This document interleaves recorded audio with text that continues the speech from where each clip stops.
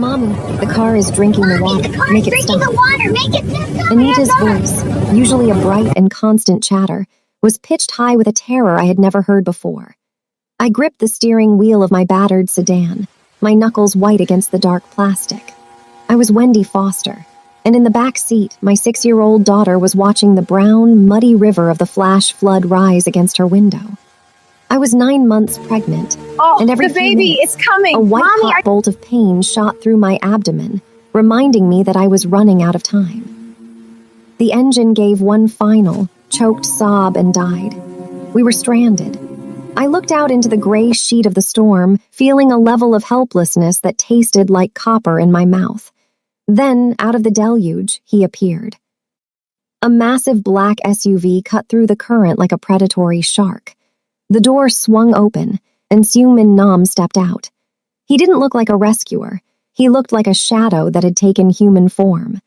His dark suit was tailored to a lethal edge, and as he stepped toward us, an umbrella held firmly in his tattooed hand, I saw the intricate ink of a dragon's tail coiling up his neck. "Out, now," he commanded.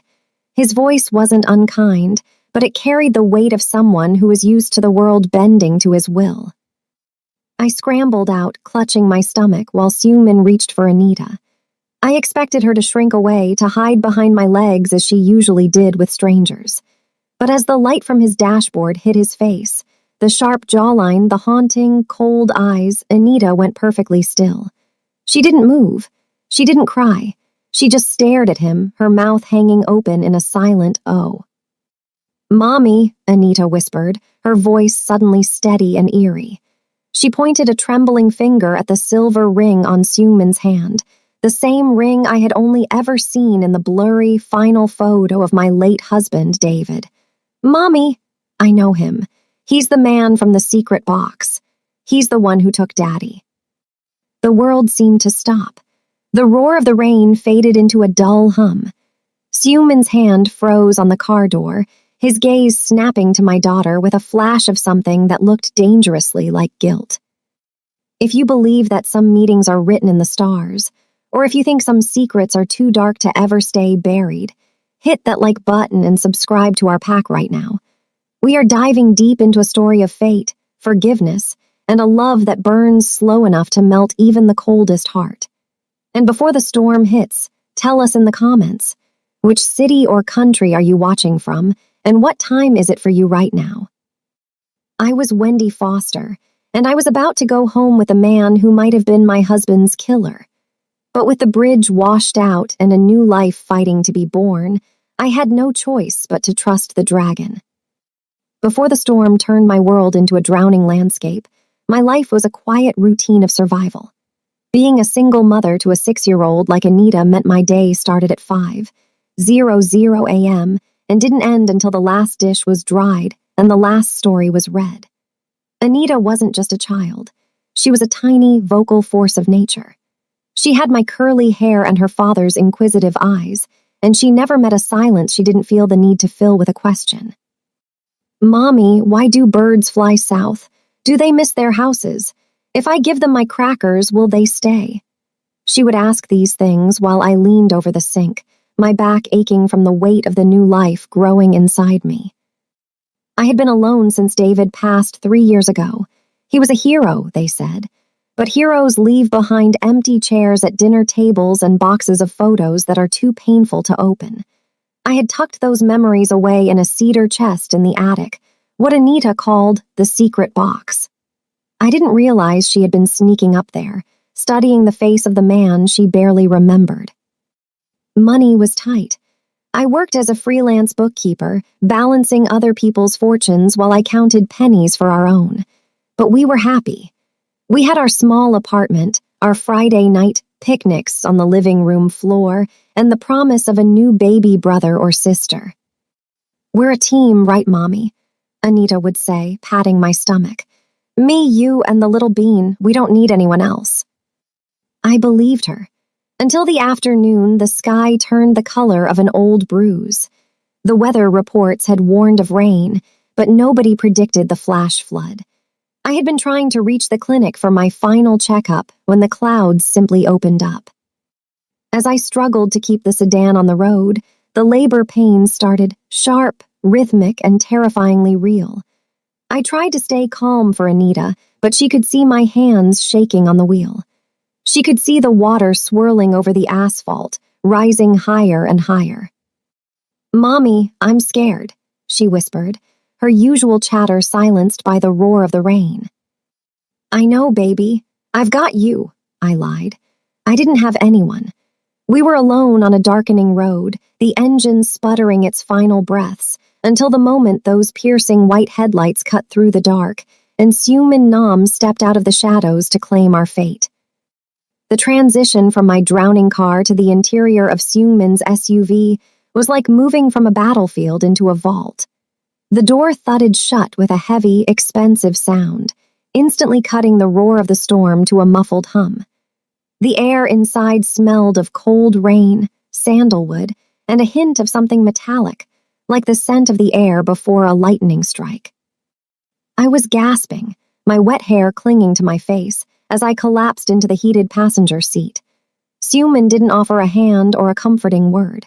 He simply climbed back into the driver's seat, his movements fluid and precise. His tattooed fingers gripped the steering wheel, the silver ring glinting under the dashboard lights. It was a wide band with a familiar eagle engraved on the side, catching the light every time he shifted gears. In the back seat, Anita was a statue. She wasn't the scared little girl from 2 minutes ago. Her eyes were fixed on the back of Seungmin's head, her small face set in a look of intense, suspicious concentration. "You have ink on your neck," Anita said suddenly. Her voice was loud and clear, cutting through the sound of my labored breathing. Seungmin's eyes flickered to the rearview mirror. He didn't answer. He shifted the vehicle into gear, the powerful engine growling as it pushed through the rising water that had claimed my sedan. "My mommy says people with tattoos are either artists or they have stories they're too afraid to tell," Anita continued, her vocal nature returning. "Are you an artist, or are you afraid?" I reached back, trying to catch her hand as a sharp contraction made my vision blur. "Anita, honey, please. The man is helping us." "I'm not a nice man," Seungmin said. His voice was a low, resonant vibration that seemed to fill the cabin. He didn't look back at her, but his grip on the wheel tightened. "Then you're afraid," Anita concluded with the absolute logic of a 6-year-old. She leaned forward, her eyes narrowing at the silver band on his finger. "That ring, it has a tiny scratch on the side right by the bird. My daddy had a ring just like that, but he went to the stars. Why do you have his ring?" I felt the air leave my lungs. I looked at Seungmin, waiting for a denial, but he remained silent. His knuckles were white. He didn't explain. He just accelerated, the SUV climbing higher into the dark, jagged hills toward a destination I couldn't see. "The bridge to the hospital is gone," Seungmin said, his tone clipped and professional, though I noticed his eyes linger on me in the mirror a second longer than necessary. "My estate is the only place left above the water line. You're going to stay there until the storm breaks." He caught Anita's gaze in the mirror, his dark eyes meeting her defiant ones. "Stop looking for ghosts, little girl. Sometimes they are closer than you think." As we pulled through the massive iron gates of his estate, the silence between us was heavy, filled with questions I was too terrified to ask, and a strange, magnetic tension that I couldn't explain.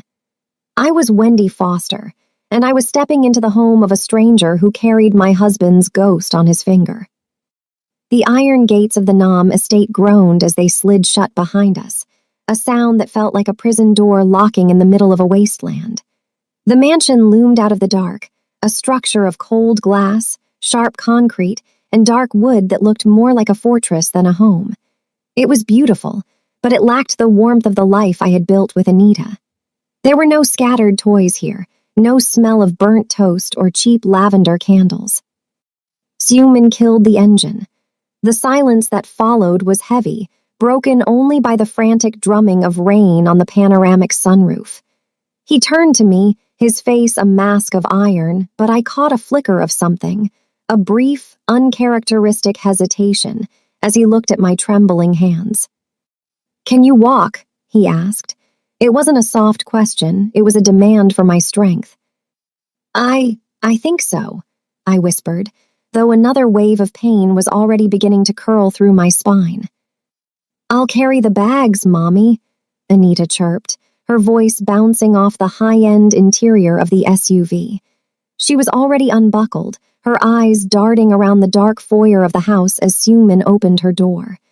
"And I'm going to find the kitchen. I bet they have giant cookies here. Rich people always have giant cookies." Suman actually let out a dry, short breath, not quite a laugh but the shadow of one. "No cookies, little girl, only secrets and dust. Stay close to your mother." He helped me out, his grip on my arm firm and steady. As we crossed the threshold, the motion sensor lights flickered to life, revealing a vast, minimalist hallway. The walls were adorned with monochromatic art, but Anita wasn't looking at the paintings.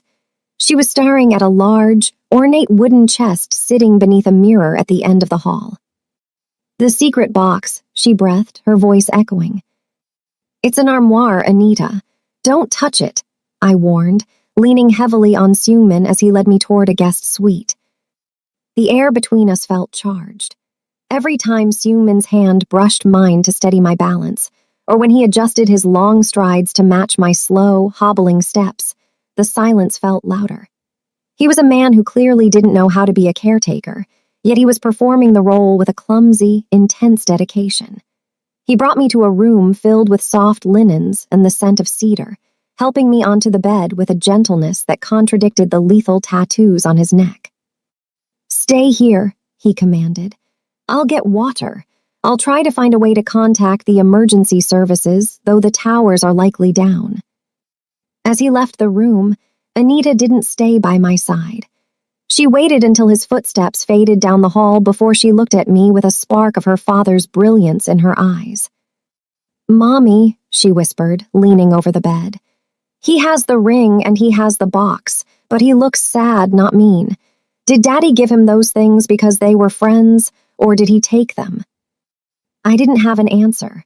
I only knew that as the storm raged outside, the man in the kitchen wasn't just our host. He was a puzzle, and my daughter was determined to put the pieces together.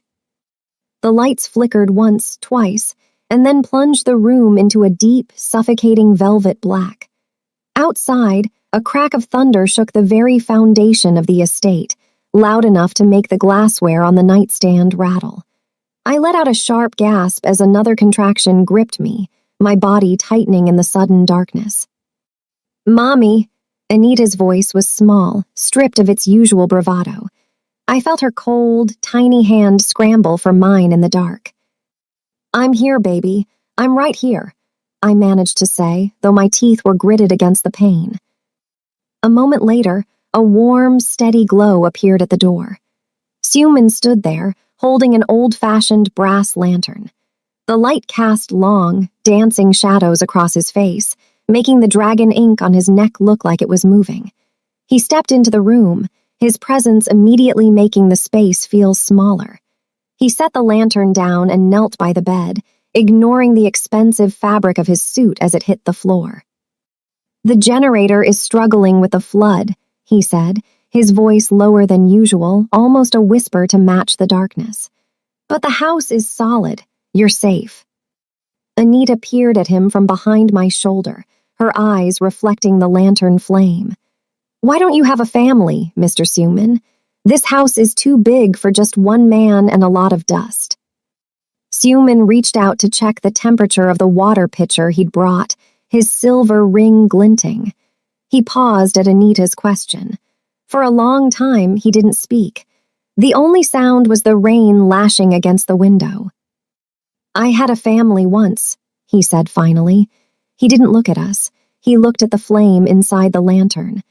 "But I thought being powerful was the same as being a provider. I learned too late that a house stays cold if you're never home to light the fire." He turned his gaze to me then. In the amber light, the coldness I had seen at the roadside was gone, replaced by a raw, quiet yearning. He reached out, his hand hovering near my shoulder as if he wanted to offer comfort but didn't know if he was allowed. "Your husband," Suman said softly, "David. He talked about you every single day."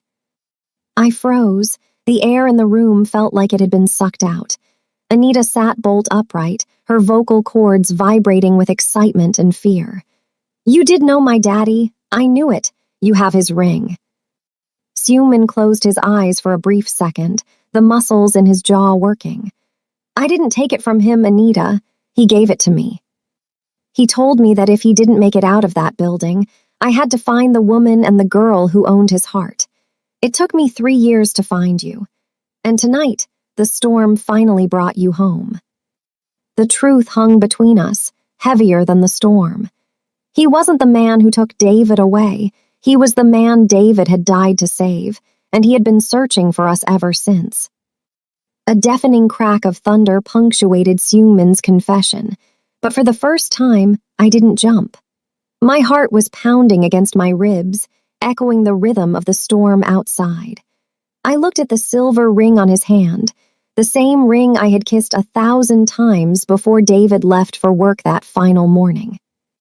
3 years, I whispered, the words tasting like salt and regret. "If you knew who we were, why did it take a flood for you to find us? Why did you let us struggle alone?" Suman stood up, the lantern light stretching his shadow across the ceiling like a guardian. He walked to the window, looking out at the blackness.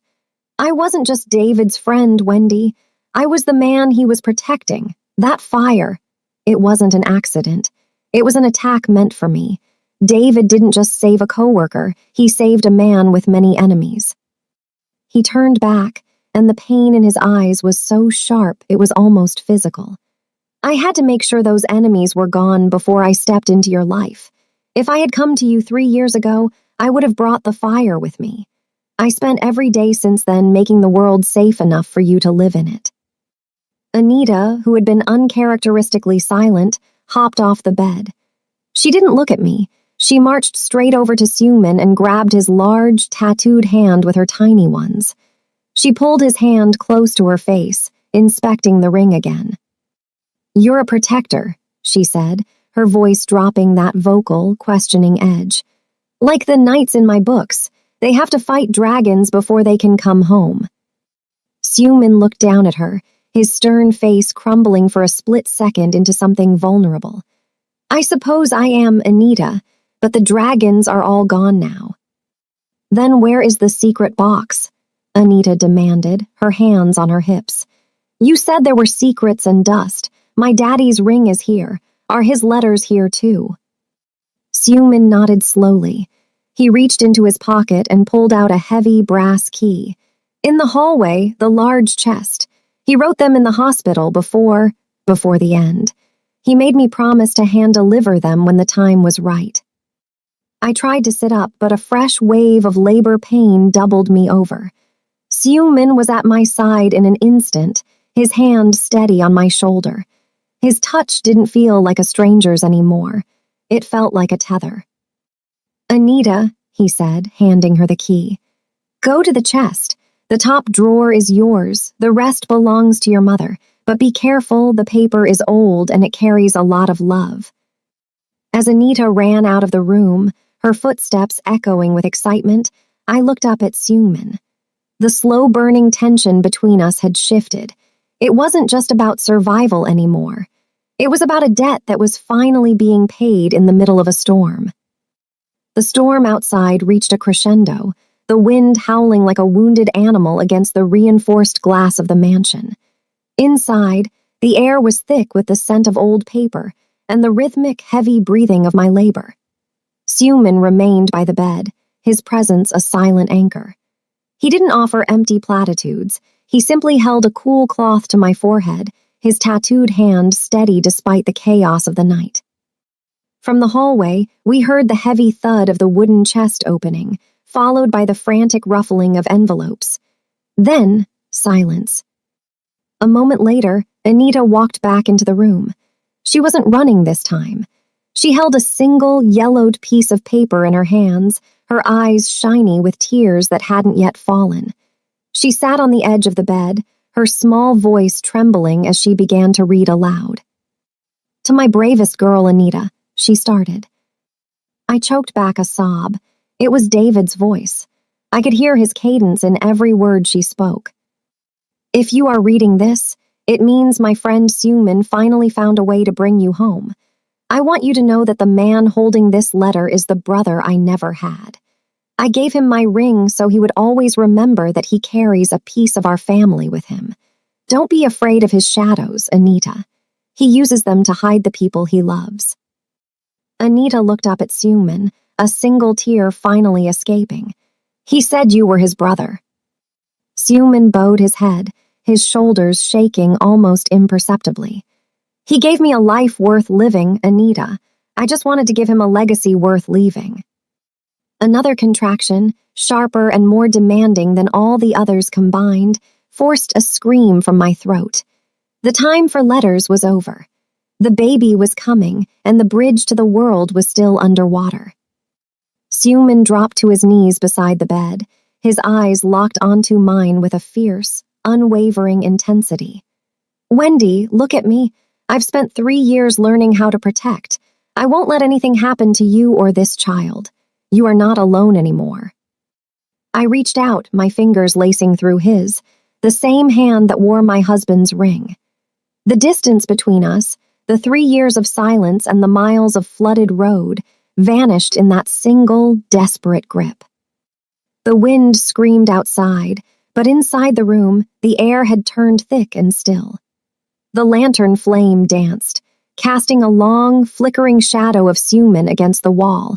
He looked like the giant Anita had imagined, but his hands were trembling as he laid out clean white towels. "The water is rising in the basement," Suman said, his voice grounded and low. "But we are on high ground. Focus on me, Wendy, just me." I couldn't speak. The pain was a tidal wave pulling me under. I gripped the headboard until my knuckles burned. Anita stood by the door, her father's letter clutched to her chest like a shield. She looked at Suman, then at me, her vocal nature finally turning into a source of pure strength. "I'm talking to him, Mommy," Anita shouted over a roll of thunder. "I'm telling the baby it's okay to come out. I told him the dragon is here to catch him." Suman didn't flinch at the word dragon. He moved to the end of the bed, stripping off his expensive suit jacket and rolling up his sleeves. The dark ink on his arms seemed to pulse in the low light. He looked like a man prepared for war, but when he reached out to steady my knees, his touch was as light as a whisper. "I've never done this, Wendy," he confessed, his eyes meeting mine. The stoic mask was completely gone now. "I've spent my life breaking things, but David died so that life could continue. I won't let him down. I won't let you down." I screamed as the final transition took hold. The world narrowed down to the heat of the lantern and the steady. Dark eyes of the man David had sent to find us. "Push, Wendy," Suman commanded. It wasn't a cold order this time, it was a plea. Anita began to sing. It was a nonsensical, rambling song she used to make up when we walked to the park, a constant stream of "I love you" and "don't be scared." Her voice filled the gaps between my gasps for air. "He's almost here, Mommy. I can see his hair. He has curly hair like us." With one last, agonizing effort, I felt the world shatter. And then, through the roar of the rain and the pounding of my own heart, came a new sound. A thin, sharp cry that pierced through the darkness of the Nam estate. Suman's hands, covered in the tattoos of a hard life, were the first to catch my son.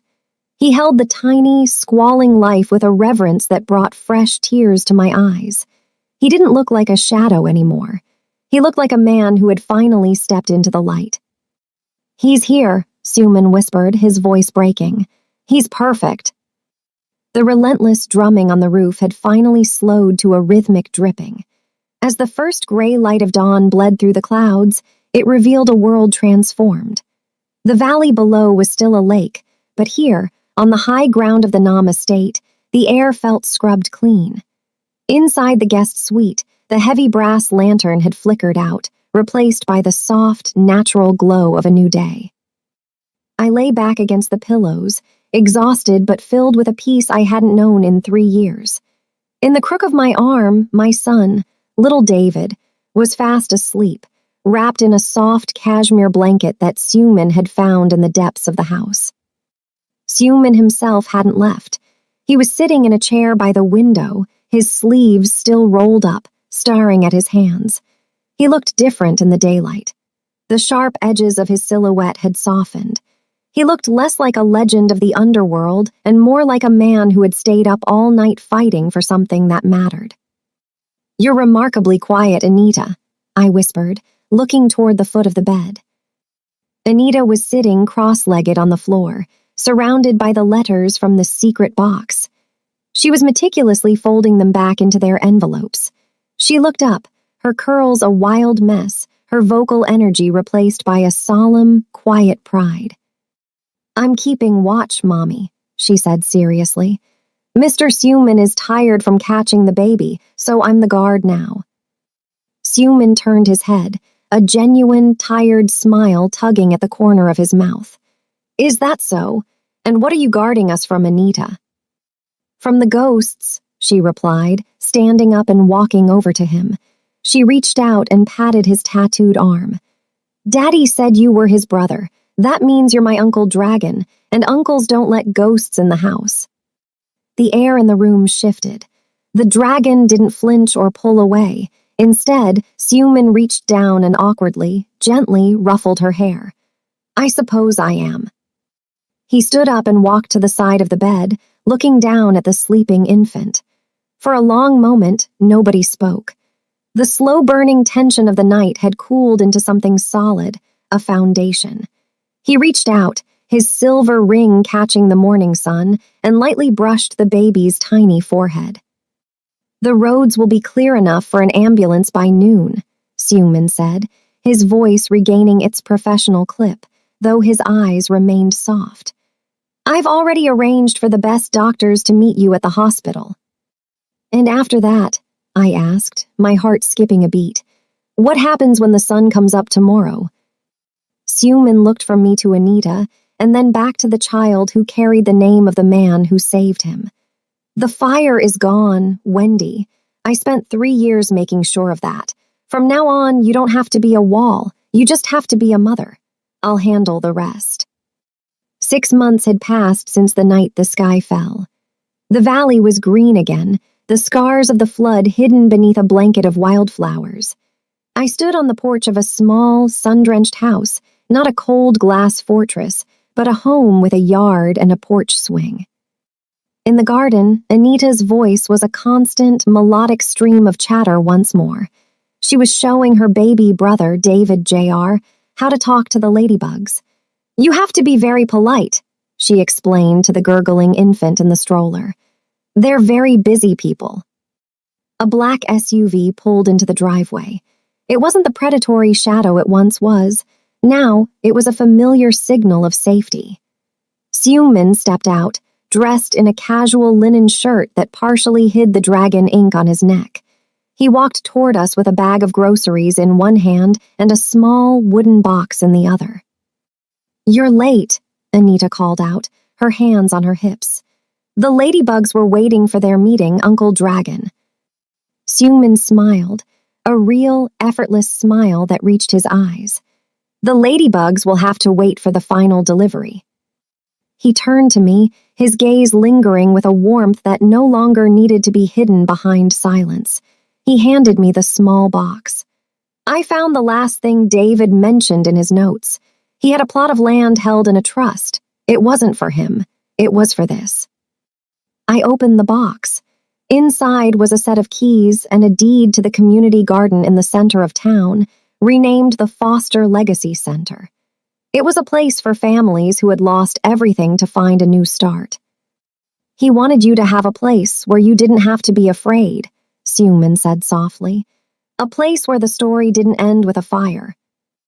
I looked at the silver ring still on his finger. "And you? Are you done running from the ghosts, Suman?" He reached out, his hand covering mine on the stroller handle. The slow-burning connection that had started in the middle of a storm had finally reached a steady, glowing flame. "I'm not running anymore, Wendy. I'm finally home." As the sun began to set, casting long, golden shadows across the grass, I realized that the storm hadn't come to destroy us. It had come to wash away the masks we were wearing, leaving behind a family built not just on blood, but on the courage to be found. The golden light of the garden faded into a peaceful twilight, and for the first time in years, the silence didn't feel lonely. It felt like a promise. Wendy, Anita, and Suman had survived the storm, but more importantly, they had survived the secrets that tried to keep them apart. Sometimes the person we are most afraid of is the one holding the key to our healing. And sometimes, a hero's greatest gift isn't the life they lived, but the family they brought together after they were gone. Thank you so much for staying with us through this journey. If Wendy and Suman's story moved you, don't forget to smash that like button. It really helps our pack grow. And before you go, we want to hear from you in the comments. Do you believe in fate? Or do you think we have to fight to find our own Uncle Dragon in the storms of life? Let us know where you're watching from and what your favorite part of the story was. If you want more deep, slow-burning stories of mystery and redemption, make sure to subscribe and hit the notification bell so you never miss a new upload. Until next time, stay safe, stay vocal like Anita, and remember, even the darkest clouds eventually run out of rain. See you in the next one.